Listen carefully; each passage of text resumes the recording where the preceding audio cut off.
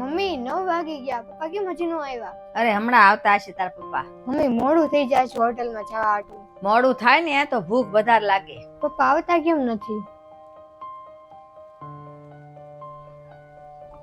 પપ્પા આવી ગયા. પપ્પા હાલો ફટાફટ તૈયાર થઈ જાઓ, મોડું થાય છે હોટલમાં જવા હાટું.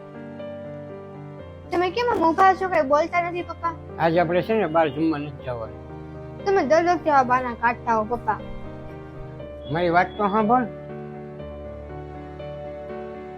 શું થયું છે? તમે કેમ ના પાડો છો? હોટલમાં જમવા જવાના મારી એક પૈસા નથી. કાંઈ વાંધો નહીં, લ્યો હમણાં હું રસોઈ બનાવી નાખું. મને એમ હતું કે તું આપણી છોકરીની જેમ ગુસ્સો કરીશ. એમાં થોડો હું ગુસ્સો કરું? હમણાં હું 5 મિનિટમાં રાંધી નાખી. તમે ચિંતા ન કરતા ને આસ્તાનું કાંઈ ન લેતા મનમાં. એનો તો હમણાં મૂડ સારો થઈ જશે. એટલે તમે બંને એમ કહેતા કે આ જગ્યાએ લઈ જાઓ, આ જગ્યાએ લઈ જાઓ. હું ના પાડતો તમે રાગની દેખાડા કરતા. આસ્તા તો ઠીક છે, પણ તું આટલી બધી કેમ બદલાઈ ગઈ? કોઈ પણ વ્યક્તિ હોય ઘરમાં આપણે થોડાક નબળું હોય તો આપણે એ રીતે આપણે રહેવા શીખવું જોઈએ.